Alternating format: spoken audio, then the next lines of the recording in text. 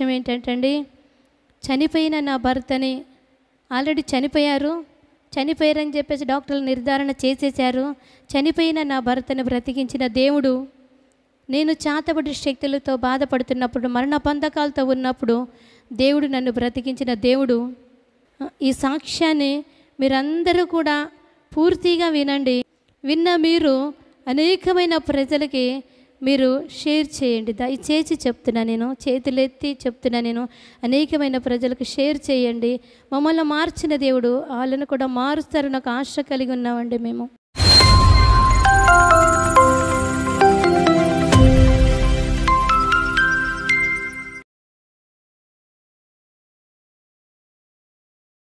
ప్రభువైన యేసుక్రీస్తు నామములో కూడి వచ్చిన మీ అందరికీ నా హృదయపూర్వకమైన వందనాలు చెల్లిస్తున్నానండి. చింతూరు గ్రామము, భద్రాచలం తాలూకా, ఖమ్మం డిస్టిక్. గోపాలరావు గారు మా నాన్నగారి పేరు, ముత్యాలమ్మ మా అమ్మగారి పేరు. నలుగురు ఆడపిల్లలమే, నలుగురు అక్క చెల్లెళ్ళము. నేను మా తల్లిగారికి నేను మూడో అమ్మాయిని. నేను చాలా గారాబంగా పెంచారు నన్ను. కానీ నేను చదువుకోమని ఎంత చెప్పినా సరిగా నేను వినలేదు. నేను చదువుకోలేదండి, ఎక్కువ చదువుకోలేదు. నేను 7వ తరగతి మాత్రమే చదువుకున్నాను. చదువుకున్న తర్వాత మాకు నాన్నగారు చనిపోయారు. వివాహం చేయటం చాలా కష్టం అయిపోయింది అన్నట్లు. ముందు ఇద్దరికి పెద్దక్కయ్య గారికి ముందే వివాహం చేశారు. నాన్నగారు ఉన్నప్పుడే వివాహం జరిగింది. రెండో అక్కయ్య కూడా చేయడానికి అతి కష్టం మీద చేశారు. మూడో అమ్మాయిని నేను. నాకు వివాహం చేయడానికి చాలా కష్టమైపోయింది. కష్టమైపోయినప్పుడు ఏం చేయాలో అర్థం కాని పరిస్థితుల్లోని నాకు వివాహము మా బంధువులు తెలిసిన వారు చూసి వివాహం చేశారు. వివాహం చేసిన తర్వాత హైదరాబాద్లో మా వివాహం అయింది. నేను చాలా సంతోషంగా ఉన్నాము. అప్పుడు కానిస్టేబుల్ జాబ్ చేసేవారు. వారు గ్రాండ్స్లో చేసేవారు. స్టార్టింగ్ హైదరాబాద్ గ్రాండ్స్లో చేసేవారు. గ్రాండ్స్లో చేసినప్పుడు సడన్గా అనుకోకుండా బోధన ట్రాన్స్ఫర్ అయిపోయింది. సివిల్లోకి ట్రాన్స్ఫర్ అయిపోయిన తర్వాత మేము బోధనలోని మాకు 2 పిల్లలు, ఒక పాప ఒక బాబు జన్మించారు. సంతోషంగానే ఉన్నాము. బోధన నుంచి నిజామాబాదు ప్రాంతానికి ట్రాన్స్ఫర్ చేశారు. నిజామాబాద్కి వచ్చిన తర్వాత కొద్ది రోజులు బాగానే ఉన్నాము. కొద్ది రోజులు బాగున్న తర్వాత మరి సడన్గా ఏం జరిగిందో నాకైతే తెలియదు. ఛాతిలో నొప్పి రావడము, తలనొప్పి రావడము, కాళ్ళు నొప్పులు రావడము, నడువు నొప్పి రావడము, మొత్తం బలహీనతలోకి వెళ్ళిపోయా అన్నట్లు. ఇక నేను పడుకుంటే ఇంకెవరితో మాట్లాడడం అనేది లేదు. ఎవరితో మాట్లాడడానికి కూడా నాకు ఇష్టం అనిపించేది కాదు. అసలు ఎవరన్నా వచ్చి మాట్లాడుతుంటే ఎందుకు నాతో మాట్లాడుతున్నారు, అసలు నా భర్త వచ్చి మాట్లాడుతున్నప్పుడు కూడా ఎందుకు నాతో మాట్లాడుతున్నారు, అసలు ఎందుకు ఈయన వస్తున్నారు మాట్లాడడానికి అన్నంత అట్లా అయిపోయేది నా మనసుకి. చాలా బాధపడేదాన్ని, చాలా ఏడ్చేదాన్ని కానీ అసలు నాకు ఏం చేయాలో కూడా అర్థమయ్యేది కాదు. కానీ మా వారు ఏం చేసేవారంటే హాస్పిటల్కి తీసుకెళ్ళేవారు. హాస్పిటల్కి తీసుకెళ్ళి ఒక రోజంతా ఉంచితే వాళ్ళు 2 గ్లూకోజులు ఎక్కించి మళ్ళీ ఒక రోజు ఉంచుకొని అక్కడ ఫీజు తీసుకొని మళ్ళీ ఇంటికి పంపించేసేవారు. ఇంటికి పంపించేసిన తర్వాత 2 డేస్ బాగుండేది. మళ్ళీ అదే సిచ్యువేషన్. ఇంకా అసలు ఎందుకు నేను బ్రతకాలా, అసలు నేను చచ్చిపోతే బాగున్నాయిగా అన్న అంత ఆలోచన, అంత డిప్రెషన్లోకి నేను వెళ్ళిపోయినా. ఇక నాకు ఈ బతుకొద్దు, ఇంకా నేను చచ్చిపోవాలా ఎట్లయినా సరే, కానీ నేను ఎందుకు ఇంకా బ్రతకాలి, ఈ నొప్పులు నేను తట్టుకోలేకపోతున్నా. ఒక్కసారి చెప్తే బాగుంటుంది కానీ నొప్పులు వచ్చినప్పుడు ఊరుగా చెప్తామంటే ఊరుకుగా తలనొప్పి అని, కాళ్ళ నొప్పులని, కీళ్ళ నొప్పులని, నడువు నొప్పులని, ఛాతిలో నొస్తుందని చెప్పేసి, ఇంకా మనసు బాగుండట్లేదని చెప్పేసి ఊరుగా చెప్తే కూడా మా వారికి కూడా యాస వస్తుందేమో అని చెప్పేసి చాలా ఏడ్చేదాన్ని. ఒకరోజు నేను పడుకున్నప్పుడు అట్లా పెద్ద పెద్ద గుంటలు తీస్తున్నారు. ఆ గుంటలు తీసి గుంటల్లో పెట్టడము, అంత చీకటిగా కనపడము అట్లా అయిపోతున్నది. అట్లా అయిపోతున్నప్పుడు వాళ్ళ ఇంట్లో బాగలేక ఆ ఇంట్లో ఏమైనా జరుగుతున్నదేమో, ఏమన్నా ఉందేమోనని చెప్పేసి ఆ ఇంట్లో నుంచి పోలీస్ క్వార్టర్స్కి వెళ్ళిపోయాము. పోలీస్ క్వార్టర్స్కి వెళ్ళిన తర్వాత కూడా అదే సిచ్యువేషన్. ఇక నాది అసలు మొత్తానికి ఆరోగ్యం మంచిగా ఉండట్లేదు. అసలు ఏం ఆలోచించాలో కూడా నాకు అర్థం కావట్లేదు. అసలు నేను ఆయనతో కూడా సంతోషంగా ఉండలేకపోతున్నాను. పిల్లల్ని కూడా నేను చూసుకోలేకపోతున్నా. పిల్లల్ని కూడా నేను సంతోషపెట్టలేకపోతున్నాను. పిల్లల్ని కూడా చూసుకునే అంతగా శక్తి నాకు లేదు. నేను కోల్పోతున్నా ఈ శక్తినిగా. ఇక మొత్తానికంటే నాకు ఇక నేను ఉండకూడదని ఫిక్స్ అయిపోయినా. ఇంకా నేను ఎందుకు వీళ్ళని బాధ పెడుతున్నాను అని చెప్పేసి చాలా ఏడ్చాను. చాలా ఏడ్చింది. తల్లి కోర్సులోకి వెళ్ళిన తర్వాత కోర్సులో కూడా ఇంకా అంతకంటే ఎక్కువైపోతున్నది. ఏం జరుగుతుంది అసలు నా జీవితంలోనని చెప్పి చాలా ఏడ్చాను. ఒకసారి నేను ఎవరు లేనప్పుడు నేను ఆత్మహత్య ప్రయత్నం చేసుకున్నాను. ఇక నేను బ్రతకటం వేస్ట్గా, నేను బతికి ఎవరికి సంతోషం, నేను బ్రతికి ఊరుకు డబ్బులన్నీ హాస్పిటల్లో పెడుతున్నారు, మళ్ళీ గ్లూకోజులు ఎక్కిస్తున్నారు. వాళ్ళకు కూడా డాక్టర్లు కూడా ఏం అర్థం కావట్లేదు. నేను డాక్టర్ దగ్గరికి వెళ్ళినప్పుడు కూడా ఏం రోగం అని చెప్పాలా, నేను నాకు తలనొప్పి వస్తుందని చెప్పాలా, కాళ్ళు నొప్పులు వస్తున్నాయని చెప్పాలా, నడు నొప్పి వస్తుందని చెప్పాలా, ఛాతుల నొప్పి వస్తుందని చెప్పాలా, అసలు ఏది కూడా నాకు అర్థం కావట్లేదు. నాకే అసలు మంచిగా అనిపిస్తలేదు. ఇంకా నేను బ్రతికి ఎవరిని ఉద్ధరించాలి, ఫ్యాన్కి ఉరేసుకుందామని చెప్పేసి ఇంకా సిద్ధం అయిపోయాను. ఇంకా ఆయన అప్పుడే మా వారు ఏదో డ్రెస్ ఏదో మర్చిపోయా అనుకొని, ఏదో పెట్టుకునేది ఏదో మర్చిపోయాను అనుకొని వచ్చారు. వచ్చి తలుపు కొడుతున్నప్పుడు నేను తీస్తలేదని చెప్పేసి గట్టిగా తలుపు నూకారు. తలుపు నూకినప్పుడు ఇంకా అప్పుడు నేను ఆత్మహత్య ప్రయత్నం చేసుకుంటున్నప్పుడు వచ్చి నన్ను చాలా అంటే బాగా బెదిరించారు. నువ్వేం చేస్తున్నావు, నీకు అర్థమవుతున్నదా, అసలు నువ్వేమనుకుంటున్నావు, పిల్లలు ఏమైపోవాలా, నేనేమైపోవాలా, అసలు నువ్వేం ఆలోచిస్తున్నావు, నీకు అర్థమవుతున్నదా అని చెప్పేసి ఆయన కూడా చాలా బాధపడ్డారు. కానీ నేను ఎన్నో రకాలుగా ప్రయత్నం చేశాను, ఎన్నో విగ్రహాలకు చేశాను. అంటే మా ఇంటి దేవత నన్ను కాపాడుతుందేమో, లేకపోతే నేను దుర్గా అమ్మని మేము ఆరాధించేవారమో, మా వారేమో శివుడిని ఆరాధించేవారు. ఒకవేళ వీళ్ళిద్దరిలో ఎవరన్నా నన్ను కాపాడుతారేమో, ఎవరన్నా నన్ను రక్షిస్తారేమో, ఎవరన్నా నన్ను ముట్టి స్వస్థపరుస్తారేమో అని చెప్పేసి ఎన్ని ఉపవాసాలు, సంతోషమాత పూజ చేసేదాన్ని, వరలక్ష్మి వ్రతం పూజ చేసేదాన్ని, ఆ ఉపవాసాలు ఉండేదాన్ని, కట్టిక ఉపవాసం ఉండేదాన్ని, నేల మీద పడుకునేదాన్ని, మళ్ళీ చెప్పులు లేకుండా నేను టెంపుల్కి వెళ్ళేదాన్ని. అయినప్పుడు కూడా నాకు నాకు నెమ్మది ఉండేది కాదు. అసలు నాకే అర్థం కావట్లేదు. అర్థం కాని పరిస్థితిలోని నేనేం చేశానంటే ఒకరోజు సరే ఇంక ఇది కూడా అయ్యేటట్లేదు, ఈ పోలీస్ క్వార్టర్స్ కూడా బాగలేదు, ఇక్కడి నుంచి కూడా నేను వెళ్ళిపోవాలా, ఎక్కడికన్నా కిరాయికి ఉండాలని చెప్పేసి అనుకున్నప్పుడు మాకు రూములు దొరకలేదు, వెతికేం కానీ మాకు రూములు దొరకలేదు. సరే అని చెప్పేసి ఆ పోలీస్ క్వార్టర్స్లోనే 9 months పోలీస్ క్వార్టర్స్లోనే ఉన్నాము. ఆ 9 months లోపు ఒకరోజు నైటు మా వారు డ్యూటీకి వెళ్ళిన తర్వాత ఒకరోజు నైటు చాలా ఛాతీలో నొప్పి వచ్చేసింది. ఛాతీలో నొప్పి అంటే విపరీతమైన ఛాతీలో నొప్పి, అసలు తట్టుకోలేకపోతున్నా, నా వల్ల అయితే లేదు. మళ్ళీ నా దగ్గర చిన్నపిల్లలు తప్ప ఎవ్వరు కూడా లేరు నా దగ్గర. ఇక నేనేం చేయాలని అర్థం కాని పరిస్థితులను గట్టిగా ఏడుస్తున్నప్పుడు క్వార్టర్స్లో ఉన్నోళ్ళు, ఆ కింద ఉన్నోళ్ళు దుర్గాప్రసాద్ అన్నయ్యోళ్ళు అని వాళ్ళు కింద ఉన్నోళ్ళు ఏం చేశారంటే గబగబ నా దగ్గర కురుకొచ్చేసి, ఆ రాత్రిపూట నా దగ్గర కురుకొచ్చేసి ఏమైతేనేది అమ్మ అని చెప్పేసి వాళ్ళ ఇంట్లో తీసుకొచ్చుకొని పడుకోపెట్టుకున్నా అసలు తక్కువ అవట్లేదండి. తక్కువ కాకపోతే వాళ్ళు ఏం చేశారంటే భయపడిపోయి ఇంకా నన్ను హాస్పిటల్ అడ్మిట్ చేశారు. మా వారికి ఫోన్ చేసి లక్ష్మారెడ్డి హాస్పిటల్ అని ఉందండి, లక్ష్మారెడ్డి హాస్పిటల్కి అడ్మిట్ చేశారు. వాళ్ళు అడ్మిట్ చేసుకున్న తర్వాత అన్ని టెస్టులు చేస్తున్నారు. హైదరాబాద్ నుంచి కొండలరావు డాక్టర్ గారిని పిలిపించారు, హైదరాబాద్ నుంచి స్పెషలిస్ట్ డాక్టర్ని పిలిపించారు. ఆ రాత్రి కాడ మళ్ళీ వాళ్ళు గ్లూకోజులు పెడుతున్నారు, ఈసీజీలు తీస్తున్నారు, ఎక్స్రేలు తీస్తున్నారు, నెక్స్ట్ ట్రూడీకి తీస్తున్నారు. ఏమి కూడా అర్థం కావట్లేదు వాళ్ళకి. నాకేమో ఛాతీలో వస్తుంది, శ్వాస అందట్లేదు, ఏమి కూడా వాళ్ళకి అర్థం కావట్లేదు. అర్థం కాని పరిస్థితిలో వాళ్ళు హైదరాబాద్ డాక్టర్లను పిలిపించుకున్న తర్వాత ఆయన మిషన్ పెట్టి ఒక రన్నింగ్ చేపిస్తూ ఉన్నారు. ఇంకా రన్నింగ్ చేయమని చెప్పేసి ఆ మిషన్లో రన్నింగ్ చేపిస్తూ ఉన్నారు.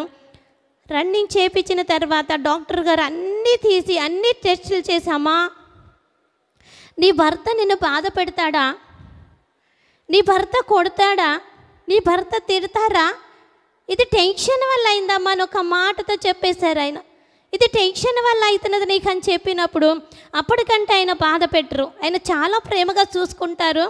నన్ను బాధ పెట్టేవారు కాదు, నా వివాహం అయిన తర్వాత నన్ను బాధ పెట్టేవారు కాదు, చాలా ప్రేమగా చూసుకుంటారు. డాక్టర్ ఏమో టెన్షన్ అంటున్నారు, మీ భర్త ఏమన్నా బాధ పెడతారా అంటున్నారు. నాకేమో అట్లాంటిది ఏమి మా ఇంట్లో అయితే అట్లాంటివి ఏం జరగలేదు, ఎప్పుడు గొడవలు కూడా కాలేదు. అట్లాంటి పరిస్థితిలో నేను ఏం చేయాలో అర్థం కాని పరిస్థితిలోనే సరే అని చెప్పేసి మళ్ళీ ఇంటికి తీసుకొచ్చారు. ఇంటికి తీసుకొచ్చిన తర్వాత నేను కొంచెం అన్నం తిన్నాను, స్నానం చేసి అన్నం తిన్నాను. అన్నం తిని ఇట్లా సోఫా మీద పడుకున్నానండి. పడుకున్న తర్వాత సేమ్ అదే నొప్పి. మళ్ళీ హాస్పిటల్లో ఉన్నప్పుడు కొంచెం తక్కువైనట్లు అయిపోయింది, తక్కువైందని డిశ్చార్జ్ చేశారు లక్ష్మారెడ్డి హాస్పిటల్లో. మళ్ళీ ఇంటికి తీసుకొచ్చింది సేమ్ అదే నొప్పి. ఇంకా ఆ నొప్పి వస్తుంటే నేను తట్టుకోలేని, కింద మీద కొట్టుకుంటున్నాను. ఇంకా ఇది చచ్చిపోతానేమో అన్నంత టెన్షన్ అయిపోతున్నది నాకు. నా ఊపిరి ఎక్కడ ఆగిపోతుందో అన్నంత టెన్షన్ అయిపోతున్నది నాకు. ఇక మళ్ళీ ఆయన హాస్పిటల్ దగ్గరే ఉన్నారు, మెడిసిన్ తీసుకుంటున్నారు. మళ్ళీ తీసుకెళ్ళి అదే హాస్పిటల్ అడ్మిట్ చేశారు. మళ్ళీ 3 days ఉన్నా. అప్పుడు ఒక 3 days, ఇప్పుడు ఒక 3 days, 6 days ఉన్నా కానీ నాకు ఎక్కడా కూడా నాకు హాస్పిటల్లో ఉండబుద్ధి అయితే లేదు, నాకు అక్కడ నయం అవ్వట్లేదు. నేనేం చేయాలా నాకేం అర్థం కాని పరిస్థితులు అయిపోతుంది. నేను ఏడ్చుడు తప్ప ఏం లేదు. ఇంకా పిల్లల ముందు ఏడిస్తే పిల్లలు బాధపడుతున్నారు. అప్పుడు చిన్నగా ఉన్నారు పిల్లలు ఏడుస్తున్నారు. అటు ఆయన ముందు ఏడిస్తే అటు డ్యూటీ చేసుకోవాలా, మళ్ళీ వచ్చి ఇప్పుడు నన్ను చూసుకోవాలంటే చాలా ఇబ్బంది అయిపోతున్నది. ఇక నేను ఏం చేయాలో నాకు అర్థం కాని పరిస్థితిలోని మేము ఇక ఇట్లయినా సరిగానే బాగుపడతానేమోనని చెప్పేసి శ్రీశైలానికి మొక్కుకొని శ్రీశైలం వెళ్ళాము. తర్వాత విజయవాడ వెళ్ళాము, శ్రీశైలం వెళ్ళాము, మొక్కుబళ్ళు చేసుకుంటున్నాము. హైదరాబాద్లోని పెద్దమ్మ గుడి దగ్గర మేకలను కోసాము. ఇట్లయినా నాకు ముట్టుకుంటారేమో, ఏ దేవుడైనా నన్ను కాపాడుతుందేమో, ఒకవేళ ఏ దేవతైనా కాపాడుతుందేమో, నన్ను రక్షిస్తుందేమో, నన్ను బాగు చేస్తుందేమో అని చెప్పేసి మళ్ళీ బోధనలో పాలాభిషేకం చేశాను. నెక్స్ట్ మళ్ళీ మా ఊర్లోని మా కులదేవతకి మళ్ళీ మేకలను కోసాను, 2 మేకలను కోసాము. అయినప్పుడు కూడా ఏది కూడా నా జీవితంలో నేను అసలు బాధ తప్ప నాకు సంతోషం అనేది నాకు ఉండట్లేదు అన్నట్లు. ఈ నొప్పి తప్ప, ఈ బాధ తప్ప నేను ఏది కూడా చూడలేకపోతున్నా, సంతోషం అనేది నేను అనుభవించలేకపోతున్నాను. ఇక నా వల్ల అవుతలేదు, ఇంకా అవుతలేదని చెప్పేసి ఇవన్నీ చేశాను.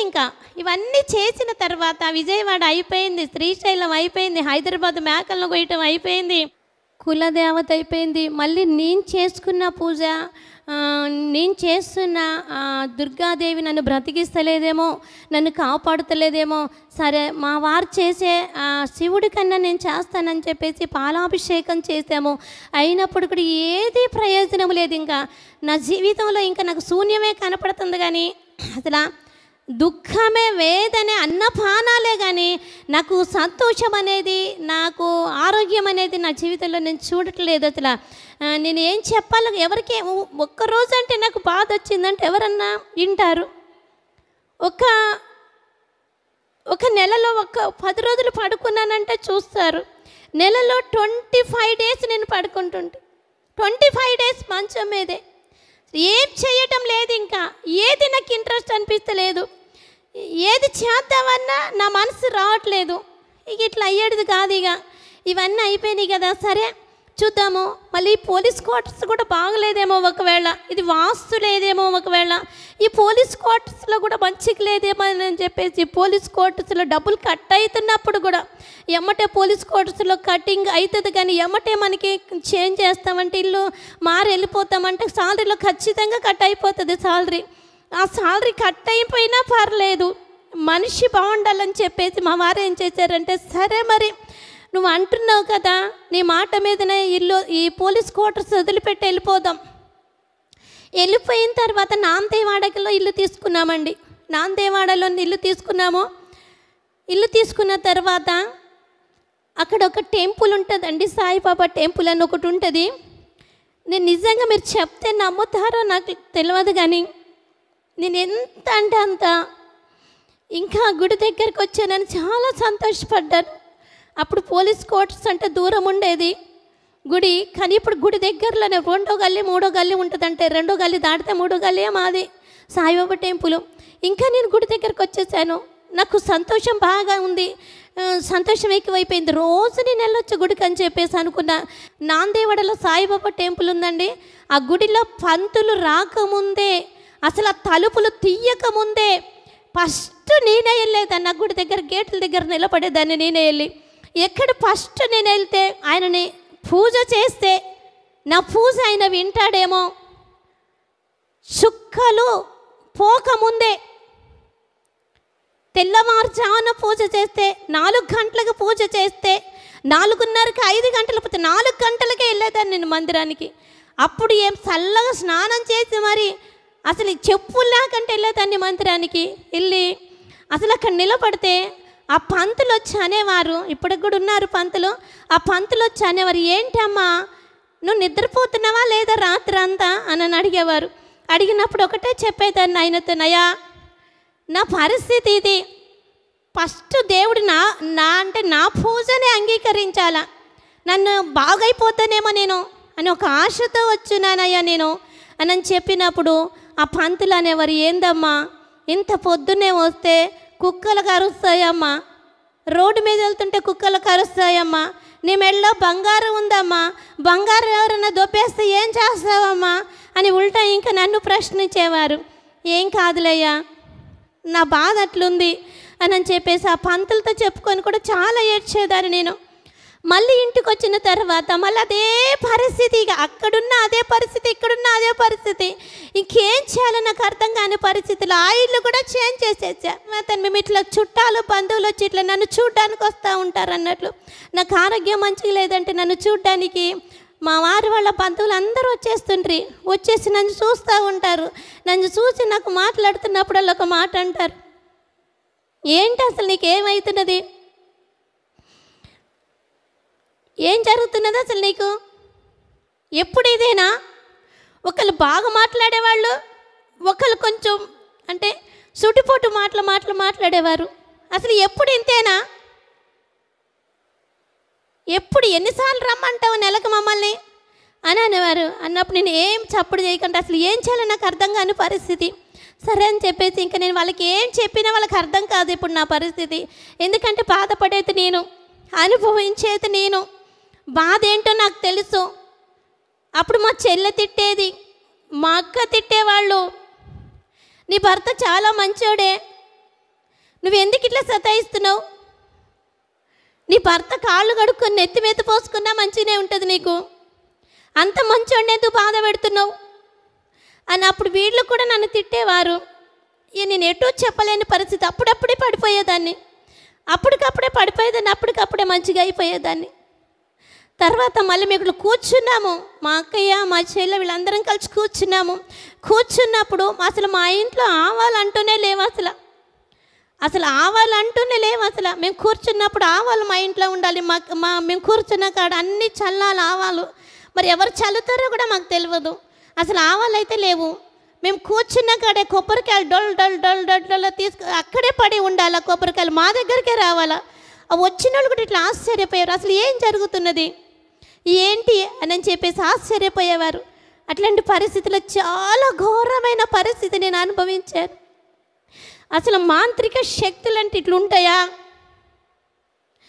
మళ్ళీ ఎంతోమంది మాంత్రికుల దగ్గరికి తీసుకెళ్ళారు నన్ను.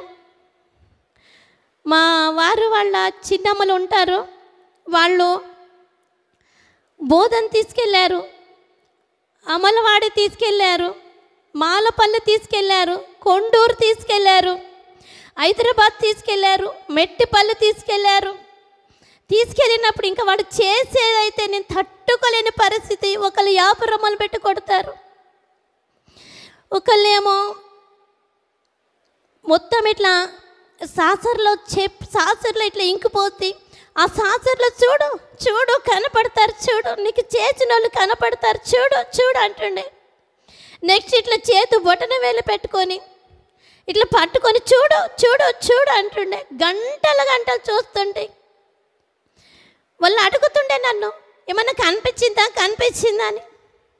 నాకేం కనిపించిందా కూడా నేను చెప్పేదో లేదో కూడా నాకు అర్థం కాదు. వాళ్ళ భయానికి నేను కనిపించిందనే చెప్తుంటే అసలు వాళ్ళు అడిగినప్పుడు నేనేం చేయాలో నాకు అర్థం కాని పరిస్థితి. నా మోకాలు మొత్తం నోటితో పెట్టి పిండేసేవాళ్ళు, నోటితో పెట్టి పిండేసి అందులోకి వెళ్ళి ముళ్ళులు తీసేవారు, బొక్కలు తీసేవారట. ఇగో చూడండి ముళ్ళులు ఉన్నాయి, చూడండి అనుకుంటా ముళ్ళులు తీసి ఇట్లా కట్టక్క కొరికేవారు నా మోకాళ్ళన్నీ కొరుక్కుంటా మొత్తం పొండ్లు అయిపోతుండే మోకాళ్ళన్నీ. ఎన్ని డబ్బులు అంటే అన్ని డబ్బులు తీసుకునేవారు. ఒక్కొక్కరు 10,000, ఒక్కొక్కరు 15,000, ఒక్కొక్కరు కోళ్ళు దిగ తుడచటం, ఒక్కొక్కళ్ళు కొత్త బట్టలు కావాలనటం, ఒక్కొక్కళ్ళు యాపురమ్మలతో కొట్టడం, ఒక్కొక్కళ్ళేమో ఈ కాళ్ళమ్మట పిండేసి మోకాళ్ళమ్మట ముళ్ళులు తీసినట్టు తీసేసి మొత్తం నలిపేసేవారు. ఆ మోకాళ్ళని ఎర్రగా అయిపోయాయి. చూడండి చూడండి అనేవారు. ఏం చేయాలో అర్థం కాని పరిస్థితి. తిరిగి హైదరాబాద్కి వెళ్ళినప్పుడైతే నన్ను చీకటి రూమ్లో ఉంచారు. చీకటి రూమ్లో ఉంచారు. పెద్ద విగ్రహం పెట్టారు. అక్కడ ఎవ్వరు లేరు, నేను తప్ప, ఆ విగ్రహం తప్ప, ఆ దేవుడు ఆ దుర్గాదేవి తప్ప, నేను తప్ప ఎవ్వరు లేరు అసలు. ఆయన వచ్చి పాట్ పాట్ పాట్ పాట్ను కొట్టాల. యాపరమ్మలు పెట్టి పోయిందా పోయిందా, వదిలెళ్ళిపో అనాల. ఆ నొప్పులు తట్టుకోలేక భయానికి కొడుతున్నారని పోయిందని చెప్పేసి ఇంటికి వెళ్ళిపోయేదాన్ని. ఇంటికి వెళ్ళిపోయిన తర్వాత మళ్ళీ అదే సిచ్యువేషన్, ఛాతీల నొప్పి, మళ్ళీ హాస్పిటల్ అడ్మిట్ చేశారు. మళ్ళీ 40,000-50,000 రూపాయలు ఖర్చు అయిపోయినాయి. మళ్ళీ ఇంటికి తీసుకొచ్చారు. తీసుకొచ్చిన తర్వాత ఇంకొక ఇల్లు చేంజ్ చేసాం. ఇంకొక ఇల్లు చేంజ్ చేసిన తర్వాత మా చెల్లె వాళ్ళకు తెలిసిన ఒక సారు ఉన్నారు. ఆ సారు కురుకురే వ్యాపారం చేస్తుండ్రి.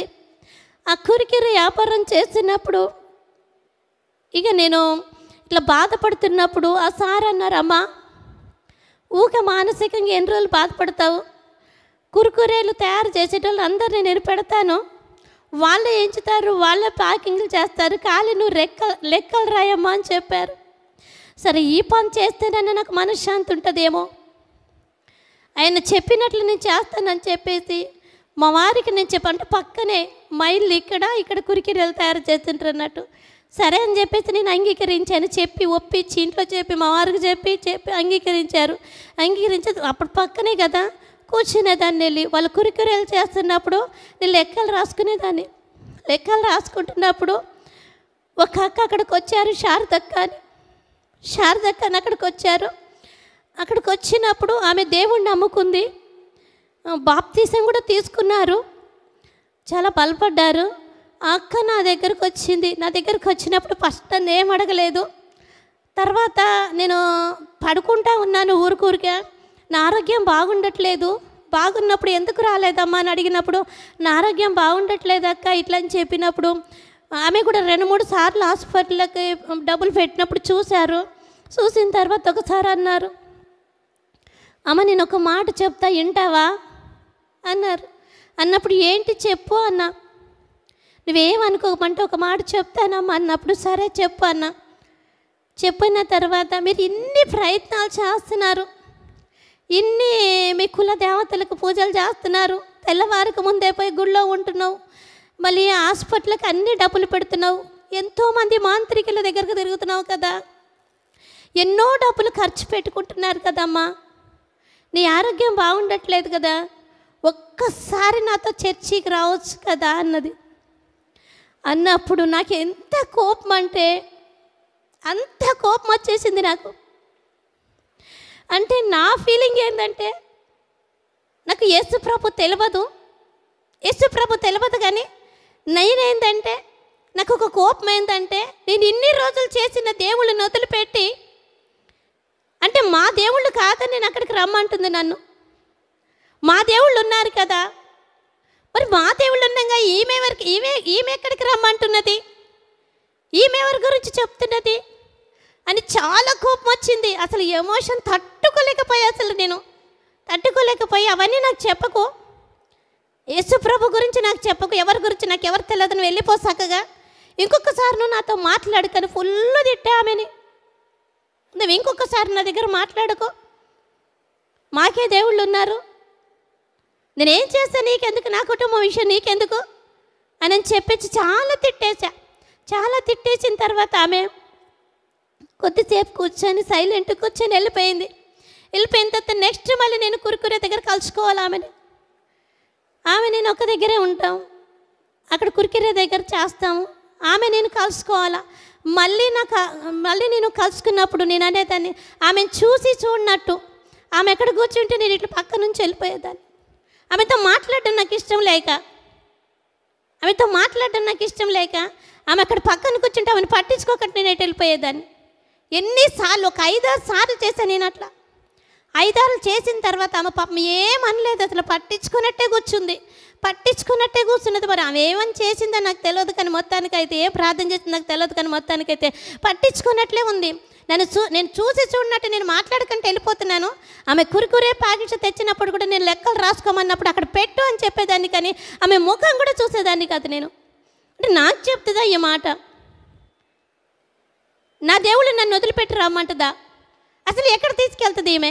ఏం చేస్తుంది? నన్ను ఏం చెప్తున్నది నాతోని అని ఒక కోపం బాగుండేది నాకు. ఆ కోపంతోనే ఆమె కురుకురే ప్యాకెట్లు కూడా రాసి పడేసేదాన్ని. పడేసి ఇంటికి వెళ్ళిపోయిన తర్వాత మళ్ళీ సేమ్ సిచ్యువేషన్ అదే. ఒక 5 days నేను తప్పించుకున్న ఆమెతోని. మళ్ళీ సేమ్ సిచ్యువేషన్, అదే నొప్పి, అదే బాధ, అదే మానసిక వ్యాధి. మొత్తం ఇట్లా అయిపోవాలి. ఆ బాడీ మొత్తం ఇట్లా కొట్టి ఒక 10 మంది 20 మంది కొట్టి పంట పెడితే ఎట్లుంటారు ఆ విధంగా ఉండాలి నా బాడీ మొత్తం. అసలు నేను ఏ చేయలేని పరిస్థితి. అన్నం తినడానికి కూడా నా బాడీ సహకరిస్తలేదు, పని చేసుకోవడానికి కూడా నా బాడీ సహకరిస్తలేదు, పిల్లల్ని స్కూల్ పంపించడం కూడా నా బాడీ సహకరిస్తలేదు. నేను ఏం చేయలేని పరిస్థితిగా ఇక లాస్ట్కి ఇక హాస్పిటల్కి తీసుకెళ్ళారు. హాస్పిటల్కి తీసుకెళ్ళి మళ్ళీ అడ్మిట్ చేశారు. మళ్ళీ కొన్ని డబ్బులు ఖర్చు పెట్టారు. మళ్ళీ డబ్బులు ఖర్చు పెట్టి మళ్ళీ ఇంటికి తీసుకొచ్చారు. ఇక అసలు మొత్తము ఇక లాస్ట్ ఇక నా వల్ల కాదు. ఇక నేను చనిపోతా అన్న దాకా వచ్చేసిన. ఇక నేను చచ్చిపోతా, ఇక నేను బతకలేను. ఇక ఎక్కడికి వెళ్ళినా నీకు చేతపడి చేశారు, నీకు చేతపడి చేశారు, నీకు చేతపడి చేశారు. ఎవరు చేశారు అంటే నీ పక్కనున్న వాళ్ళు చేశారు. నీ ఇంట్లో ఉన్న మనిషికి ఒక్క దగ్గరికి వెళ్ళినప్పుడు ఒక మాట చెప్తుంది. ఒక మాంత్రికుడి దగ్గరికి వెళ్తే నీ ఇంట్లో వాళ్ళే చేశారంటారు. ఇంకొక మాంత్రికుడి దగ్గరికి వెళ్తే నీ పక్కనున్న వాళ్ళు చేశారు, నీ 3వ ఇల్లు 2వ ఇల్లు అని చెప్తారు. ఇంకొకళ్ళ దగ్గరికి వెళ్తే అసలు నీ చుట్టాలే చేశారంటారు. ఎవరి మాటలు నమ్మాలా నేను? అసలు ఏం చెప్పాలో కూడా నాకు అర్థం కాని పరిస్థితి. తిరిగి తిరిగి తిరిగి తిరిగి ఇంకా నాకు కూడా యాస్ట్ వచ్చేసింది. ఇంకా నా వల్ల అయితే లేదు, ఇక చచ్చిపోయింది బెటర్.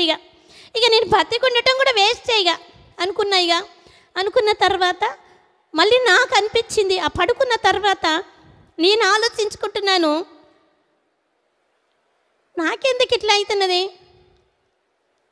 వీళ్ళందరూ కురుకురేలు చేస్తున్నారు, వాళ్ళందరూ మంచిగా ఉన్నారు, మా ఇంట్లో కిరాయికున్నారు, వాళ్ళు బాగానే ఉన్నారు. నేను పైన కిరాయికున్నా, కింద ఇంకొకళ్ళ కిరాయికున్నారు, వాళ్ళు బాగానే ఉన్నారు. ఈ పక్క కిరాయికున్నారు, వాళ్ళు బాగానే ఉన్నారు. కానీ నాకెందుకు అవుతున్నది ఇట్లా అని ఆలోచించుకుంటా పడుకున్నప్పుడు ఆమె మళ్ళీ వచ్చింది, శారదక్క నా దగ్గరికి. మళ్ళీ వచ్చి, చూడమ్మా, ఒక్కసారి రామ్మా, ఒక్కసారి వచ్చి చూడు, నిన్ను అక్కడ ఉండమని చెప్పట్లేదు, నువ్వేం చేయవలసిన అవసరం లేదు, ఒక్కసారి రామ్మా నువ్వు అని చెప్పినప్పుడు ఇక నేను తట్టుకోలేని పరిస్థితిగా, నేను భరించలేని బాధ, అక్కడికి ఇక్కడికి తిరగలేక నా శరీరం సహకరిస్తలేదు, ఇంట్లో కూడా పని చేసుకోనికి నాకు అయితలేదు, నేను ఏమి చేయలేని నిరుత్సాహ స్థితిలో వెళ్ళిపోయినప్పుడు ఇక నాకు ఉన్నది ఒకటే మార్గం. ఇక అన్నీ చూసా, అన్నీ చేశా. తెల్లవారుజామున లేచి ఆ మేకలను కోసాను. మాంత్రికులు అయిపోయారు అక్కడ మాంత్రికులు, ఇక్కడ మాంత్రికులు. ఎన్ని విలేజ్లు ఉంటే అన్ని విలేజ్ల మాంత్రికులు. కొండీరు దర్గా దగ్గర పడుకోమంటే దర్గా దగ్గర పడుకున్నాను. ఆడ కోళ్ళు కోస్తే మంచిగా అవుతుందంటే కోళ్ళు కోసాము, ఇక్కడ మేకలు కోస్తే మంచిగా అవుతుంటే మేకలు కోసాము, యాత్రలు చేస్తే మంచిగా అవుతుంటే గుండు కొట్టించుకున్న యాత్రలకు వెళ్ళి.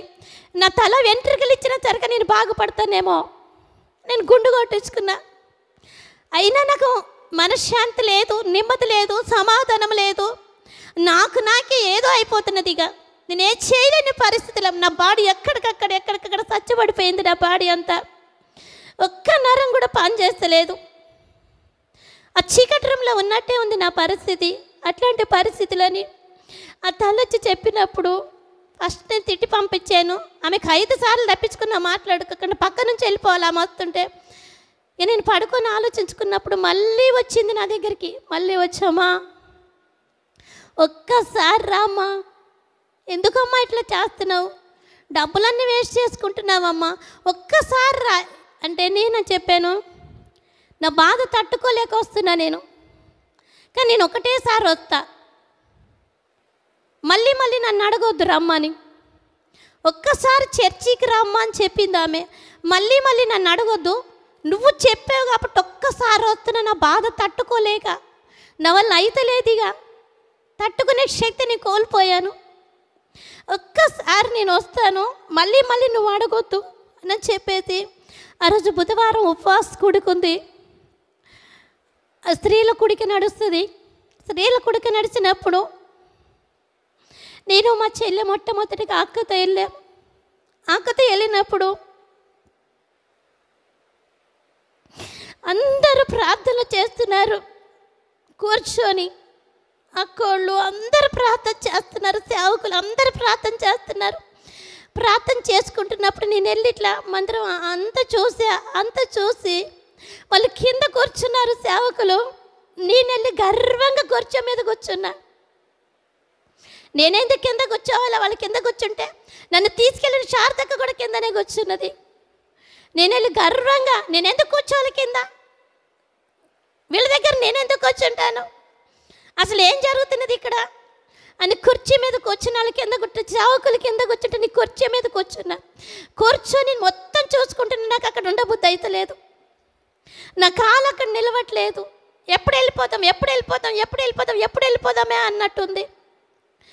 వాళ్ళు చేస్తున్నారు, వాళ్ళు ఏడుస్తున్నారు. నేను అన్నీ చూస్తా ఉన్నా, నాకు వెళ్ళిపోబుద్ధి అవుతుంది, అక్కడ ఉండబుద్ధి అయితే లేదు. వాళ్ళు వీళ్ళ కుటుంబం గురించి ప్రార్థన చేసుకోవట్లేదు, అసలు ఎవరైతే బాధలు వాళ్ళ కుటుంబం గురించి ప్రార్థన చేసుకోవట్లేదండి. అక్కోళ్ళు వాళ్ళ కుటుంబం గురించి, వేరే వాళ్ళ కుటుంబం గురించి, వాళ్ళ కుటుంబం ఎత్తుకుంటా వాళ్ళు ప్రార్థనలు చేస్తూ ఉన్నారు, ఏడుస్తున్నారు. అసలు ఆ ఏడుపు ఎక్కడి నుంచి వస్తున్నది అనుకునేదాన్ని నేను. అసలు ఎందుకు ఏడుస్తున్నారు వీళ్ళు ఇంత మంచి తయారు వచ్చారు, వీళ్ళు వచ్చింది ఈ మందిరానికి వచ్చారు, వీళ్ళు ఎందుకు ఏడుస్తున్నారు ఇంతగానో? అసలు వీళ్ళ గురించి వీళ్ళు ఏడవాలి కదా, అసలు వేరే వాళ్ళ గురించి ఎందుకు ఏడుస్తున్నారు? వీళ్ళకేం అవసరం వేరే వాళ్ళ గురించి? అసలు ఏం జరుగుతున్నది ఇక్కడ నాకు అర్థం కావట్లేదు. నా మైండ్ పోతున్నది అక్కడ. ఈ బాధ నేను చచ్చిపడిపోయిన నరాలు, నా బాధ నేను తట్టుకోలేకపోతుంటే అక్కడికి వెళ్ళిన తర్వాత వీళ్ళ గురించి ఆలోచించి ఇంకా మైండ్ పోతున్నది నాది. ఎందుకు ఏడుస్తున్నారో నాకు అర్థం కాదు. వాళ్ళ కుటుంబం ఎత్తుకొస్తున్నారు, వీళ్ళ కుటుంబం ఎత్తుకొస్తున్నారు, వీళ్ళ గురించి ఏడుతున్నారు, వాళ్ళ కొడుకు గురించి, వీళ్ళ భర్త గురించి, వీళ్ళ భార్య గురించి, వీళ్ళ వ్యాపారాల గురించి, వాళ్ళ హాస్పిటల్ నుంచి ఇవన్నీ ఏడుస్తున్నారు. ఏడుచుడు. ఇక లాస్ట్కి ఏమైందంటే ఇక కొద్దిసేపు ఏడ్చారు, ప్రార్థనలు చేసుకున్నారు. నేను అనుకుంటున్నాను నా మనసులోని, అవును కదా వీళ్ళు వాళ్ళ గురించి ఏడుస్తున్నారు కదా, నన్ను తీసుకెళ్ళిన అదైనా నాకెట్లా తెలిసిందంటే వాళ్ళ గురించి ఏడుస్తలేదు, వేరే వాళ్ళ గురించి ఏడుస్తున్నారని నన్ను తీసుకెళ్ళి నాకు ఉంది కదా, ఆ అక్క కూడా ఏడుస్తుంది అక్కడ వేరే వాళ్ళ గురించి. అప్పుడు అర్థమైంది, ఆహా వీళ్ళ కుటుంబం గురించి వీళ్ళు ఏడవట్లేదు, వేరే వాళ్ళ గురించి ఏడుస్తున్నారు వీళ్ళు. అసలు వీళ్ళకి ఎందుకు వచ్చిన కూడా వీళ్ళు వేరే వాళ్ళ గురించి అప్పుడు అనుకున్నాను, ఆహా వీళ్ళు ఏడ్చేది వేరే వాళ్ళ కుటుంబం గురించి ఏడుస్తున్నారా. కానీ నేను ఇన్నిసార్లు ఆరాధించాను, ఇన్నిసార్లు వెళ్ళాను గుడులకి, ఇన్నిసార్లు కోళ్ళను కోసాను. తెల్లవారికి ముందే నేను గుడికి వెళ్ళి నాదే ఫస్ట్ అందాలని దేవుడికి అని చెప్పేసి నేను ఎంతో పూజలు చేశాను. కానీ నేను ఒక్కరోజు కూడా వేరే వాళ్ళ గురించి నేను అడగలేదు. ఒక్కరోజు కూడా నా ఇరుగు పొరుగు వాళ్ళ గురించి కానీ, నా బంధువుల గురించి, నా రక్త సామత, నా స్నేహితుల గురించి కూడా నేను ఒక్కరోజు కూడా నేను వెళ్ళి అడగలేదు. నా దేవుని నేను అడగలేదు. కానీ ఎవరి వేళ అక్కడికి వచ్చిన వాళ్ళందరూ పూజలు చేసుకునేటందరూ వాళ్ళ గురించే చేసుకుంటున్నారు. నేను కూడా ఎంతసేపు నా గురించే చేసుకున్నాను. చుట్టూరు తిరుగుతున్నాము, గుడి చుట్టూ తిరుగుతున్నాము, పడుకొని చేస్తున్నాము, నిలబడి చేస్తున్నాము, ప్రసాదాలు తింటున్నాము, మళ్ళీ వాళ్ళతో పూజలు చేపించుకుంటున్నాము, మేము మా గురించే చేసుకుంటున్నాము. కానీ వీళ్ళని చూస్తే నాకు అనిపించింది, అంటే వీళ్ళు వేరే వాళ్ళ కుటుంబం గురించి చేస్తున్నారా, వీళ్ళకి ఇంత మంచి మనసు ఉందా నాకు అనిపించింది. అప్పుడు మన గురించి మనం చేసుకోవడమే చాలా కష్టం. ఆ పూజలు చేసుకోవడం మన గురించి మనం చేసుకోవడమే చాలా కష్టం. మన కుటుంబం మంచిగా ఉండాలా, మన పిల్లలు చల్లగా ఉండాలా, మన భర్త మంచిగా ఉండాలా, మనకు ఉద్యోగం వ్యాపారాలు మంచి ఇదే అడుగుతాం. కానీ మనం నేను ఎంతసేపు అదే అడిగితే ఎంతసేపు అందరూ అడే అడుగుతున్నాం. కానీ వీళ్ళు చేసేది నాకు నచ్చింది. అక్కడ వీళ్ళ గురించి వీళ్ళు ఆలోచిస్తలేదు, వీళ్ళ కుటుంబం గురించి ఆలోచిస్తే వీళ్ళ గురించి ఏడుస్తలేదు. వాళ్ళు వేరే వాళ్ళ కుటుంబాల గురించి ఏడుస్తున్నారు, వేరే వాళ్ళ బిడ్డల గురించి ఏడుస్తున్నారు. వీళ్ళు ఏం చేస్తున్నారని చెప్పేసి కొద్దిసేపు నేను కొద్దిసేపు గమనించిన తర్వాత నాకు అనిపించింది, ఇట్లా ప్రార్థన చేస్తారేమో వీళ్ళు అనుకున్న తర్వాత ఒక పాట అందరు కలిసి పైకి లేవండి అన్నారు. పైకి లేవండి అన్నప్పుడు పాట పాడుతున్నారు సేవకులు. నా స్తుతి పాత్రుడా నా యేసయ్య అని చెప్పేసి పాట పాడుతున్నారు. పాట పాడితే మళ్ళీ సుగుణాల సంపన్నుడా స్తుతిగానాల వారచుడాని ఈ పాట కలిపారు. మళ్ళీ ఆ పాటలు పాడుతూ ఉన్నప్పుడు అందరు కళ్ళు మూసుకోండి అమ్మా, కళ్ళు మూసుకోండి, దేవుని స్తుతించండి, పరిశుద్ధాత్ముడు మన మధ్యలోకి వస్తున్నాడు అంటున్నప్పుడు నాకు అనిపించింది, నాకు అప్పుడు కొద్దిసేపు విన్నా. మళ్ళీ తర్వాత ఎప్పుడైతే ఆయన లేవమన్నాడో, ఎప్పుడైతే నిలబడమన్నాడో మళ్ళీ నా సేమ్ రిపీట్ అవుతున్నది. నేను ఎందుకున్నా ఇక్కడ, అసలు నేను ఎందుకున్నా ఇక్కడ, మళ్ళీ నా మనసు నాకు చెప్తున్నది. అప్పుడుదా కొద్దిసేపు మంచిగా అనిపిస్తున్నది, నష్టం మళ్ళీ కొద్దిసేపు కాంగల నేను ఎందుకున్నా ఇక్కడ, అసలు నేనేం చేస్తున్నా నాకు అర్థమవుతున్నదా అని చెప్పి ఎప్పుడైతే సేవకులు లేవని స్తుతి పాత్రుడు నా యేసయ్య సుగుణాల సంపుడు నా పాటలు పాడుతున్నారో ఇంకా నేను అక్కడ ఉండలేకపోతున్నా. అక్కడ నా కాలు నిలవట్లేదు. మళ్ళీ నేను వాళ్ళని తిట్టడం మొదలుపెట్టా. వీళ్ళే ఇంతసేపు కూర్చోబెట్టారు ఏడ్చేసి, ఇప్పుడు మళ్ళీ వీళ్ళు ఎంతసేపు కూర్చోబెడతారు ఈ సేవకులను అని చెప్పేసి నేను తిట్టుకుంటున్నా లోపల సేవకుల్ని. అక్కడున్న వాళ్ళని కూడా తిట్టుకుంటున్నా. నాకు తెలవకంటే నేను తిట్టుకుంటున్నా వాళ్ళని. అప్పుడు దాకా కొద్దిసేపు మంచిగా అనిపిస్తుంది, కొద్దిసేపు కాగలను వాళ్ళని తిట్టేస్తున్నా మనసులో. ఇప్పుడు దాకా వీళ్ళు ఏడ్చారు, ఇప్పుడు వీళ్ళు ఎంతసేపు కూర్చుతారు, నన్ను ఇక్కడ ఎంతసేపు కూర్చోపెడతారు ఇంకా అని చెప్పేసి నేను ఊరికే ఇట్లా తిట్టుకుంటా ఉన్నాను. ఆ పాట పాడుతున్నారు. ఆ పాట పాడుతున్నప్పుడు కళ్ళు మూసుకోండమ్మా అంటే నేనేం కళ్ళు మూసుకుంటా, పరిశుద్ధాత్ముడు మన మధ్యలోకి వస్తున్నాడు అంటే నేనేం కళ్ళు మూసుకుంటా, నాకేమొస్తుందని కళ్ళు మూసుకోవడానికి. నేను కళ్ళు తెరుచుకొని చూస్తే నేను ఎందుకు కళ్ళు మూసుకోవాలా? కళ్ళు మూసుకోమంటారేంటి? కళ్ళు తెరుచుకొని కదా చూసేది అందరినీ.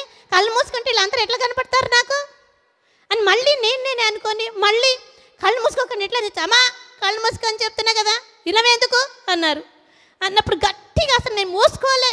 పరిశుద్ధాత్ముడు మన మధ్యలోకి వస్తున్నాడంటే నేనేమనుకుంటానంటే అసలు ఇప్పుడు దాకా వీళ్ళు ఒరిపించారు, ఇక్కడ దాకా వీళ్ళు ఒర్రారు, ఇప్పుడు దాకా వీళ్ళు చేశారు, ఇప్పుడు వీళ్ళు లేచారు చేయడానికి, మరి పరిశుద్ధాత్ముడు అంటున్నారేంటి? అసలు ఈ పరిశుద్ధాత్ముడు ఎవరు? ఒక మనిషా? ఇంకొక ఆయన వస్తాడా ఇక్కడికి అని నేను అనుకుంటున్నా. పరిశుద్ధాత్ముడు పేరు అనుకుంటున్నా నేను. పరిశుద్ధాత్ముడు అంటే ఎంతసేపటి అని చెప్తారు పరిశుద్ధాత్ముడు పడతా ఆయన వస్తే నేను చూస్తా అని నేను అనుకుంటున్నాను మనసులోని. అప్పుడు తిట్టుకున్నాను. నేను చూడాలని చెప్పేసి మళ్ళీ అనుకున్నా, ఏం ఎంతసేపు ఏడిపిస్తాడో ఏమో వచ్చినాడు అని మళ్ళీ ఇట్లా అనుకొని కళ్ళు మూసుకోవట్లేదు. కళ్ళు మూసుకోకపోతే అమ్మా కళ్ళు మూసుకో అని చెప్పినప్పుడు గట్టిగా వచ్చిరా అని కళ్ళు మూసుకున్నాడు. అది మూసుకోవాలని మాత్రం మూసుకోలేదంటే నేను మూసుకోవాలని మాత్రం గట్టి కళ్ళు మూసుకుంటున్నా. అసలు గట్టిగా మూసుకోవటం నాకు అయితలేదు. ఇట్లా గట్టిగా బిగ తీసుకొని కళ్ళు మూసుకుంటున్నప్పుడు ఆ పాట పాడుతున్నారు. సుగుణాల సంపన్నుడా స్తుతిగానాల వారసుడైన పాట పాడేటప్పుడు నేను ఆ పాట అప్పటిదాకా నేను వాళ్ళని తిట్టుకున్నాను, వాళ్ళని మెచ్చుకున్నాను, వాళ్ళని తిట్టుకున్నాను. లాస్ట్కి వచ్చేటప్పటికల్లా ఆ పాట పాడేటప్పటికల్లా మొత్తం నాలో చెమట్లు పుడుతున్నాయి, చెమట్లు వచ్చేస్తున్నాయి నాకు. అసలు నాకేం జరుగుతున్నదో నాకు అర్థం కావట్లేదు. మొత్తం అంటే ఇట్లా చెమట్లు వస్తున్నాయి, మళ్ళీ అప్పటికప్పుడే వేడవుతున్నది, అప్పటికప్పుడే చెమట్లు వచ్చేస్తున్నాయి. ఇక నేను ఏం జరుగుతున్నది నా బాడీలో అని చెప్పేసి నేను ఇట్లా కళ్ళు తెరితే ఎక్కడ తిడతారు, కళ్ళు మూసుకుంటేనే బాగుంటుంది అని చెప్తే మొత్తం చెమట్లు వచ్చేస్తున్నాయి. అప్పుడు వేడవుతున్నది, అప్పుడు చెమట్లు నా బాడీ, నా కాలు నిలవట్లేదు. నిలవలేనప్పుడు ఒక వెలుగు, ఒక ప్రకాశవంతమైన ఒక వెలుగు నన్ను ఇట్లా స్పర్శ ఇట్లా తాకినట్లు అయిపోయింది. ఇట్లా తాకినప్పుడు ఎప్పుడైతే ఆ స్పర్శ తాకిందో, ఎప్పుడైతే ఆ వెలుగు తాకిందో నాలో నుంచి ఒక మనిషి వెళ్ళిపోవటం నేను చూశానండి. నాలో నుంచి ఒక నీడ నాలో నుంచి వెళ్ళిపోవటం నేను చూసా. నాలో ఉన్న నీడ, నాలో ఉన్న ఒక మనిషి, నాలో ఒక నీడ ఇట్లా పక్కకి వెళ్ళిపోవటం నేను చూశాను. నేను అప్పుడు నేను గంతులేస్తున్నా. ఇక అసలు ఏం జరిగింది చెప్పేసి నేను గంతులేస్తున్నప్పుడు, నేను నరుతున్నప్పుడు అప్పుడు సావుకురాలు అన్నారు, ఏం జరిగిందమ్మా అంటే, అక్క నాకు ఇట్లా అయిందక్క, ఏదో వెలుగు నన్ను తాకిందక్క, నాలోంచి ఒక నీడ బయటికి వెళ్ళిపోవటం నేను చూశానక్క, నా అంత అల్కగా అయిపోయిందక్క, మొత్తం నా బాడీ మొత్తం, నేను చేతబడి శక్తులతో పీడిపడుతూ నేను ఇక్కడికి వచ్చానక్క అని చెప్పినప్పుడు ఇక ఆమె చాలా సంతోషించారు. సేవకులు సంతోషించమ్మా, దేవుడు నిన్ను తాకారమ్మా, నువ్వు ధన్యురాలువమ్మా అంటున్నారు. ఇంకా ఒక్కటే రోజు వస్తే నేను తాకారమ్మా దేవుడు అని చెప్పినప్పుడు ఆ రోజు అయిపోయింది. ఆ రోజు ముగించుకున్నారు. దేవుడు అని అర్థమైపోయింది నాకు. వాళ్ళు ప్రార్థన, వాళ్ళ పాటలను యేసు ప్రభు నిజమైన దేవుడని మాకు తెలియదండి. నిజంగా చెప్తున్నాను, మా ఊర్లోని, మా గ్రామంలోని, మా చింతూరులోని యేసు ప్రభుని నమ్ముకున్న వాళ్ళు లేరు, అసలు లేరు. యేసు ప్రభుని నమ్ముకున్న వాళ్ళు ఎవ్వరు కూడా లేరు. అసలు మేము చిన్నగా ఉన్నప్పుడు మేము చూడలేదు. యేసు ప్రభుని నమ్ముకున్న వాళ్ళు, గుడికి వెళ్ళారు అన్నట్టు నమ్ముకున్న వాళ్ళని మేము చూడలేదు, అసలు మాకు తెలియదు. కానీ ఎప్పుడైతే దేవుడు నన్ను దర్శించారో, ఎప్పుడైతే వెలుగుతో తాకారో, అప్పుడు నేను మొత్తం ఇక నాలో ఏమి కూడా అర్థం కాని పరిస్థితి, మళ్ళీ ఒక నీడ వెళ్ళిపోవటం నేను చూశాను. నా ప్రాణం మొత్తం అప్పటికప్పుడే అల్కగా అయిపోయింది. అప్పుడు నేను ఇంటికి వచ్చిన తర్వాత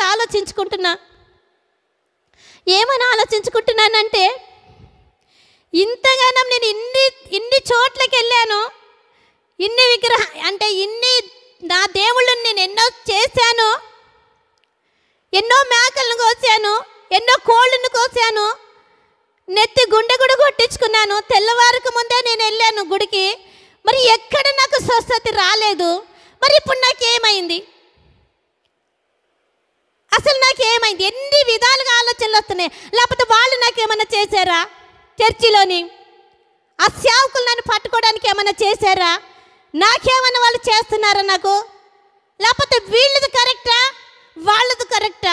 నాకు ఎటు అర్థం తేల్చుకోలేకపోతున్నా నేను. అంటే నన్ను అక్కడ పట్టుకోవడానికి చేస్తున్నారా వీళ్ళు, లేకపోతే నేను అటు వెళ్ళాలా ఇటు వెళ్ళాలా? నాకు అర్థం కాని పరిస్థితి మళ్ళీ మొదటికి వచ్చింది. నేనేం చేయాలా? నా దేవుళ్ళని ఆరాధించుకోవాలా, ఇటు ఈయన దగ్గరికి వెళ్ళాలా? ఈయన దగ్గరికి వెళ్తే నేను మంచిగా అయిపోయినా, కానీ ఇక్కడికి వెళ్ళకపోతే ఎట్లా? నన్ను వెంబడిస్తాయేమో, మళ్ళీ నన్ను వదిలిపెట్టవేమో, మళ్ళీ నేను మొక్కుకోకపోతే ఏమంటాయో, మళ్ళీ నన్ను బాధ పెడతారేమో, మళ్ళీ నా కుటుంబానికి ఏమన్నా అయితేమో, ఏదన్నా శాపం వస్తుందేమో నా కుటుంబానికి నేను చేయబట్టి, నా భర్తకి ఏమన్నా అయిపోద్దేమో, నా పిల్లలకి ఏమన్నా అయిపోద్దేమో, నాకేమన్నా అయిపోద్దేమో, అమ్మో విడిచిపెట్టేసిన మళ్ళీ ఇక్కడికి వచ్చే నేను, మళ్ళీ నా మనసు ఇట్లా ఆగుతున్నది. ఇక అక్కడికి వెళ్ళే బాగా అయిపోయింది, వాళ్ళని కొద్దిసేపు అనుమానం పెడుతున్నాను, ఇక్కడికి వచ్చిన తర్వాత మళ్ళీ నా మనసు పదే లాగుతున్నది. నేను ఎటు వెళ్ళాలో కూడా అర్థం కావట్లేదు, సతమతం అయిపోతున్నా. సరే చూద్దాం అని వీటికి చేస్తున్నాను, వీటికి ఈ బాధపడకంటే వీటికి చేస్తున్నాను. మళ్ళీ ఏమంటే ఎక్కడ వచ్చేస్తాయో, నా వాళ్ళని ఏమని చేస్తాయేమని అని చెప్పేసి వీటికి చేస్తున్నాను. మళ్ళీ ఆయన బాధపడకంటే వాటికి వెళ్తున్నా, అక్కడికి వెళ్తున్నా, గుడికి వెళ్తున్నాను, ఇటు విగ్రహాలకు చేస్తున్నాను. కానీ నాకు ఏం నెమ్మది అనిపిస్తలేదు. మళ్ళీ ఇటు నేను పూజలు సోమవారం చేస్తున్నాను, శుక్రవారం చేస్తున్నాను, శనివారం చేస్తున్నాను, అన్ని పూజలు చేసుకుంటున్నాను. మళ్ళీ మందిరానికి వెళ్తున్నాను. అంటే మందిరానికి వెళ్తున్నానని ఇటు పూజలు చేస్తున్నాను, కానీ నేనేం చేస్తున్నానో నాకు అర్థం కాని పరిస్థితి అయిపోయింది. అర్థం కాని పరిస్థితి అయిపోయిన తర్వాత నా భర్తకి నేను చెప్పలేదు. ఏమనంటే, నేను మందిరానికి వెళ్ళానన్న విషయం ఆయనకు చెప్పలేదు, నాకు అక్కడ స్వస్థత వచ్చిందన్న విషయం నాకు చెప్పలేదు నేను ఆయనకి. నేను మళ్ళీ చేసేటి చేస్తున్నప్పుడు ఒకరోజు నేను టీవీ ఆన్ చేసినప్పుడు ఒక వాక్యం వస్తున్న దాంట్లో, ఉంటే వేడిగా ఉండు, లేకపోతే చల్లగా ఉండు, నులివెచ్చని స్థితిలో ఉంటూ ఉమ్మ వేస్తాను అంటున్నారు. అక్కడ ఏం మాట్లాడుతున్నారు? ఇక్కడ ఉంటే వేడిగా ఉండు, లేకపోతే చల్లగా ఉండు, నులివెచ్చని స్థితిలో ఉంటే ఉమ్మ వేస్తాను అంటున్నారు. ఏంటి అసలు దీని అర్థం ఏంటి? నేను టీవీ పెట్టినప్పుడు ఇది ఎందుకు వచ్చింది అని చెప్పినప్పుడు నేను అనుకున్నాను, నేను అక్కడికి వెళ్ళి అడిగా, అక్క ఉంటే వేడిగా ఉండు, లేకపోతే చల్లగా ఉండు, నులివెచ్చని స్థితిలో ఉంటూ ఉమ్ము వేస్తారా అంటున్నారు, ఏంటి అక్క అని అడిగినప్పుడు ఆ అక్క అన్నది, అమ్మా నువ్వు ఉంటే ఇటన్నా ఉండు, లేకపోతే అటన్నా ఉండు, ఉంటే దేవుడితో అన్నా ఉండు, లేకపోతే లోకంలో అన్నా ఉండు, ఇటు అటు కాకంటున్నావంటే ఉమ్ము వేస్తా అంటున్నాడని చెప్పింది. చెప్పినప్పుడు దీనికి అర్థం ఇంత ఉందా, ఇంత పెద్ద అర్థం ఉందా దీనికి? టీవీ పెట్టినప్పుడు ఇది వచ్చిందా నాకు అని చెప్పేసి మళ్ళీ కొద్దిసేపు ప్రేయర్లో కూర్చున్నట్టు, నా ప్రేయర్ చేసుకున్నట్టు రాదు. నాకు మా వారికి చెప్పలేదు నేను చర్చికి వెళ్తున్నానని, నేను స్వస్థత పొందుకున్నానని తెలియదు ఆయనకి, నాకు మంచిగా అనిపిస్తున్నదని తెలియదు. ఎందుకంటే నేను ఇట్లు కూడా చేస్తున్నాను కదా, ఆయనకి ఎందుకు అర్థమైద్దండి? సరే అని చెప్పేసి కొద్దిసేపు ఆమె చెప్పింది, కొద్దిసేపు ప్రార్థనలో ఉండు, నువ్వు దేవుణ్ణి అడుగు, దేవుడు చెప్తారు, మాట్లాడే దేవుడు అనబట్టే. నేనన్నా పక్కింటోడే మాట్లాడే సమయం వచ్చినప్పుడు, ఒక్కోసారి భర్తనే భార్యతో మాట్లాడదు, భార్యే భర్తతో మాట్లాడుకునే సందర్భాలు ఉన్నాయి ఎన్నో. కానీ ఆయన నాతో మాట్లాడుతా అంటారేంటి, ఏం మాట్లాడతారక్క అని అడిగా. లేదమ్మా ఒక్కసారి నువ్వు కూర్చో, ఒక అర్ధగంట కూర్చో, నువ్వు ప్రార్థన చేసుకో అని బట్టి. ఎట్లా ప్రార్థన చేయాలంటే ఆమె ప్రార్థన నేర్పించిందండి. దేవుడా నువ్వు నాతో ఎట్లా చెప్తున్నావో ఆయనతో కూడా అట్లనే చెప్పు, నువ్వు నాకు చెప్పిన కష్టాలే, నాకు చెప్పిన బాధలే అన్నీ ఆయనతో చెప్పు, ఆయనకి కృతజ్ఞతలు చెల్లి. నీ ఫ్రెండ్ నీకు గిఫ్ట్ ఇచ్చినప్పుడు ఎట్లా థ్యాంక్స్ చెప్తావో ఆయన కూడా థ్యాంక్స్ చెప్పని చెప్పింది. మళ్ళీ నేను థ్యాంక్స్ చెప్పాను ఆయనకి, థ్యాంక్స్ తండ్రి అని చెప్పిన తర్వాత మళ్ళీ ప్రార్థన చేసుకుంటున్నప్పుడు రోజు ప్రార్థన చేసుకుంటున్నా. ఇంట్లో ఉండి కొంచెం ప్రార్థన చేసుకుంటున్నా, ఇట్లా చేస్తున్నాను, ఈ ప్రార్థన చేసుకుంటున్నాను. తర్వాత మళ్ళీ టీవీ పెట్టుకున్నా. అంటే టీవీ అంటే లేనప్పుడే పెట్టుకోవాలా నేను టీవీ, మళ్ళీ ఉంటే ఆయనకు తెలిసిపోతుంది కదా, అందుకే లేనప్పుడే టీవీ పెట్టుకోవాలి, డ్యూటీకి వెళ్ళినప్పుడు టీవీ పెట్టుకోవాలా.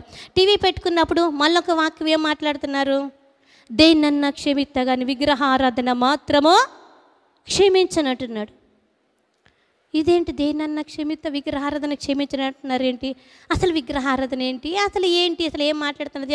మళ్ళీ చెప్పే అక్కతోని, అక్క దేన్నన్నా క్షమిస్తా విగ్రహారాధన క్షమించను అంటున్నారు అక్క అని చెప్పినప్పుడు, అమ్మా దేవుడు నీకు స్పష్టంగా మాట్లాడుతున్నాడమ్మా, దేవుడు నిన్ను కావాలని ఆశపడుతున్నాడమ్మా, నువ్వు విగ్రహాలుగా చేయటం దేవుడికి ఇష్టం లేదమ్మా అని చెప్పేసి, విగ్రహాలంటే నువ్వు చేసే దేవుడికి చేయడం ఇష్టం లేదమ్మా దేవుడికి, ఒక్కసారి నువ్వు మనసు మార్చుకోమ్మా, దేవుడి దగ్గరకు రా అని చెప్పినప్పుడు మళ్ళీ ప్రార్థనలో కూర్చొని మళ్ళీ దేవుడిని అడిగయ్యా, అవి నన్ను ఏమన్నా చేస్తాయి, నా కుటుంబాన్ని ఏమన్నా చేస్తాయి, అవి నన్ను వెంబడిస్తాయి, నన్ను బాధ పెడతాయి అయ్యా అని చెప్పేసి అడిగినప్పుడు ప్రభు నాకు నా మనస్సు మెల్లమెల్లగా మారటం ప్రారంభమైంది. ఇక అట్ల మీద నాకు కొంచెం పోతున్నది దేవుడి మీద నాకు ఇంట్రెస్ట్ కలుగుతున్నది. నాకు ఒక ఆలోచన వచ్చింది, ఏంటంటే నేను మందిరానికి వెళ్ళాలా. నేను ఇన్ని దగ్గరికి వెళ్ళాను, ఇన్ని కోళ్ళను కోసాను, ఇన్ని దెబ్బలు కొట్టించుకుంటున్నాను, నెత్తి కూడా ఇచ్చేసాను, గుండు చేపించుకున్నాను, మేకలను కోసాను, ఎంతో మాంత్రికుల దగ్గరికి వెళ్ళాను, కానీ నాకు ఎక్కడా మంచిది, ఇది మాత్రం మనసులో పడిపోయిందండి. నాకు ఎన్నో ఆత్మహత్య ప్రయత్నం కూడా చేసుకున్నాను, ఎన్నో బాధపడ్డాను. నేను ఇంతగానో బాధపడ్డాను కదా, మరి ఒక్క రోజులోనే నన్ను ముట్టుకున్నారు కదా, మరి నేను ఎవరికి కృతజ్ఞత కలిగి ఉండాలా అనే సందేహం నాకు వచ్చేసింది. ఇక ఇటుంటే ఈయనకు బాధ, అటుంటే వాళ్ళకు బాధ, నేనేం చేయాలి ప్రభా, ఇది తప్పించేది మీరే ప్రభా అని చెప్పేసి నేను ఏడ్చుకుంటా ప్రార్థన చేసే కన్నీటితోనయ్యా, ఇవి నన్ను వదిలిపెడతలేదయ్యా, నేను అట్లా వదిలిపెట్టే స్థితిలో నేను లేనయ్యా, నేనేం చేయాలో నాకు అర్థం కాదు. నేనైతే మీ మందిరానికి మరొక్కసారి మళ్ళీ మందిరానికి వెళ్ళాలనిపిస్తున్నది, నా మనస్సాక్షి.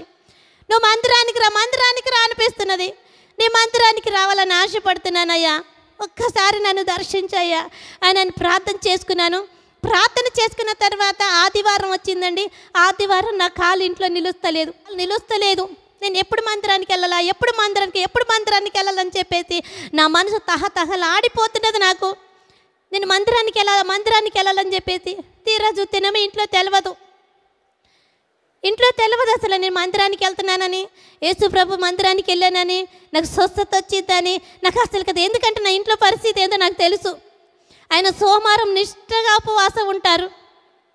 అందులో వాళ్ళ ఇంటికాడ వీళ్ళే గుడి కట్టించారు, శివాలయం వీళ్ళే కట్టించారు, గుడి కట్టించారు. వీళ్ళే పూజలు చేస్తారు, వీళ్ళే సత్యనారాయణ వ్రతాలు చేస్తారు, వీళ్ళే పూజారులు. ఇప్పుడు నేను సడన్గా వెళ్తానంటే ఏమంటారు అని ఒక భయానికి నేను మాత్రం చెప్పలేదండి, చెప్పలేదు. వీళ్ళే పూజలు చేస్తారు. ఎంతోమంది వచ్చి వీళ్ళ దగ్గర ఉన్న కాడ వీళ్ళకే లైన్ పట్టి వీళ్ళే పూజలు చేస్తారు.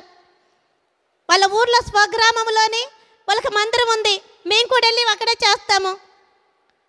అసలు చెప్తే ఏమైపోద్ది? శివుడికి చేస్తారు. వాళ్ళు నిష్ఠగా ఉండి ఒక పొద్దుండి సాయంత్రం దాకా భోజనం చెయ్యరు, విభూతి రాసుకుంటారు. ఉద్యోగం చేసినప్పుడు కూడా నిష్ఠగానే ఉంటారు. నేను అవన్నీ సిచ్యువేషన్ నేను తెలుసు కాబట్టి నాకు అమ్మో చెప్తే ఏమంటారో, ఏం చేస్తారని చెప్పితే భయానికి చెప్పలేకపోయానండి. చెప్పలేకంట ఒక 6 నెలలు నేను దొంగతనంగా వెళ్ళా. ఒక 6 నెలలు, ఒక నెల రోజులు వెళ్ళాను. నెల రోజులు వెళ్ళిన తర్వాత అదే ఎట్లా వెళ్ళాను అనుకుంటున్నారు. 6 నెలలు రెగ్యులర్గా వెళ్ళలేదు నేను మందిరానికి. ఆయన ఉన్నప్పుడు నేను మానేయాలా, ఆయన లేనప్పుడు వెళ్ళాలా. ఆయన ఉన్నప్పుడు మానేయాలా, ఆయన లేనప్పుడు వెళ్ళాలా. నాకు కొత్త నిబంధన బైబుల్ ఇచ్చారు సేవకులు. ఆ బైబుల్ తీసుకెళ్ళి కరుణ అని ఒక అమ్మాయి ఉంటుంది, ఆ అమ్మాయి వాళ్ళ ఇంట్లో పెట్టా. ఆ అమ్మాయి వాళ్ళ ఇంట్లో పెట్టి నేను వచ్చేటప్పుడు నువ్వు తీసుకొని రా, నేను వచ్చేటప్పుడు నేను వస్తానని ఎట్లా గుర్తంటే నేను మీ ఇంటి ముందు నుంచి వెళ్తాను, నడుచుకుంటూ వెళ్తాను, అప్పుడు నువ్వు నన్ను చూసి నువ్వు బైబుల్ తీసుకొని రా అంటే బైబుల్ కూడా నా ఇంట్లో పెట్టుకోలేని పరిస్థితి నేను అనుభవించాను. ఆ బైబుల్ వాళ్ళ ఇంట్లో పెట్టేసి నేను అటు వెళ్ళేటప్పుడు ఆమెను తీసుకొని రమ్మని చెప్పాలి. ఒక 6 నెలలు నేను ఆయన డ్యూటీకి వెళ్ళిన తర్వాత నేను మందిరానికి, ఆయన డ్యూటీకి వెళ్ళిన తర్వాత మందిరాన్ని క్రమంగా ఇట్లకి చేసాడు మానేసినాయిగా, ఇట్లకి చేసాడు మానేసినాయిగా. ఇక బుక్కుని చేతి లేపినప్పుడు నమ్మి బాప్తిసం తీసుకుంటున్నావా అని అడిగారు. నేను నమ్మే బాప్తిసం తీసుకుంటున్నానయ్యా అని చెప్పాను.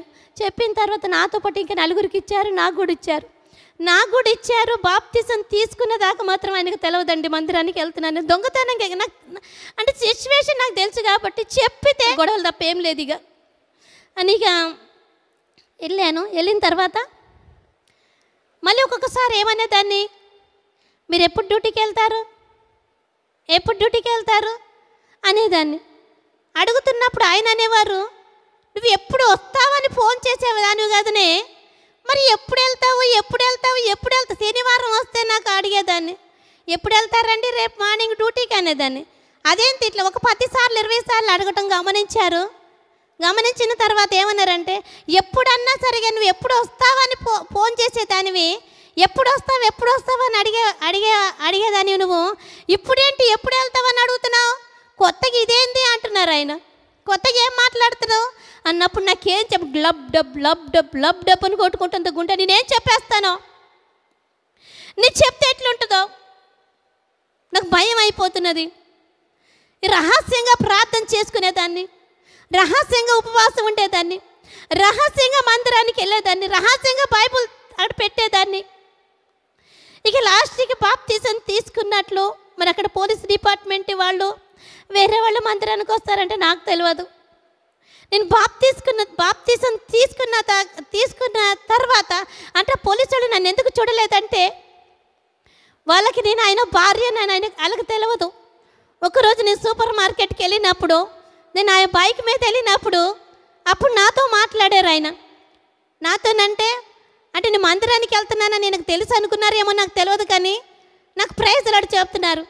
ప్రైజ్ లాడు చెప్తుంటే ఆయన ముఖం చూస్తున్నారు, నా ముఖం చూస్తున్నారు. ఈయన నాకు ఇంకా వణుకు పుట్టుకొస్తున్నది. నేనేం చెప్పాలి నాకు అర్థం కావట్లేదు. ఆల్రెడీ చెప్పేశారు. ఇక బాప్తిసం తీసుకున్నావంట కదా అని అడిగారు. బాప్తిసం ఇచ్చినోడు ఎవడు, వాడిని జైల్లో పెట్టిస్తా అంటున్నారు. అప్పుడు ప్రారంభమైందండి కుటుంబంలోని